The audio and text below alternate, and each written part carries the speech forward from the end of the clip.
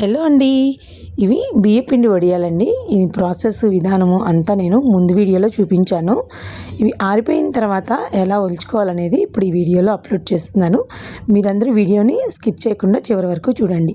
ఇది cotton cloth పైన పెట్టుకున్నాం కదా, ఇట్లా డ్రై అయిపోయిన తర్వాత మొత్తం వాటికి అతుక్కుపోయినట్టు ఉంటాయన్నమాట.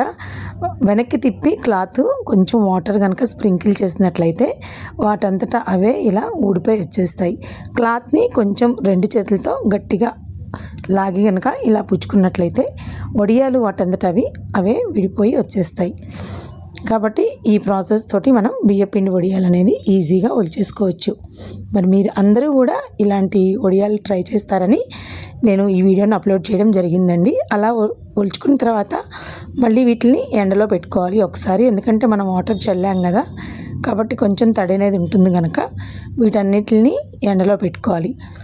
ఎండలో పెట్టుకున్న తర్వాత ఇవి గలగలమనే సౌండ్ వస్తాయండి, అంతవరకు మనం వీటిని అయితే ఎండలో పెట్టాలి. తర్వాత వీటిని తీసుకుని చక్కగా నూనెలో వేయించుకుంటే తెల్లగా పువ్వుల్లాగా ఇలా విచ్చుతాయి అన్నమాట. అంత బాగుంటాయి, టేస్ట్ కూడా చాలా బాగుంటుంది. కారం ఎక్కువ తినేవాళ్ళైతే కారం ఎక్కువగా కూడా వేసుకోవచ్చు. మేమైతే ఇలా పెట్టుకున్న వడియాల్ని వేయించి చూసామండి, చాలా బాగా వచ్చాయి, టేస్ట్ కూడా చాలా బాగా వచ్చినాయి, చాలా బాగున్నాయండి. మీరందరూ కూడా ఒకసారి ట్రై చేసి మీ అందరికీ ఎలా వచ్చినాయో కామెంట్స్ రూపంలో తెలియచేయండి. నా వీడియోలు కనుక ఇప్పుడే ఫస్ట్ టైం చూస్తున్నట్లయితే కనుక లైక్ చేసి షేర్ చేసి సబ్స్క్రైబ్ చేసుకోండి. నేను ఎప్పుడైతే వీడియో అప్లోడ్ చేశానో మీ అందరికీ నోటిఫికేషన్ ద్వారా వస్తుంది. Thank you for watching.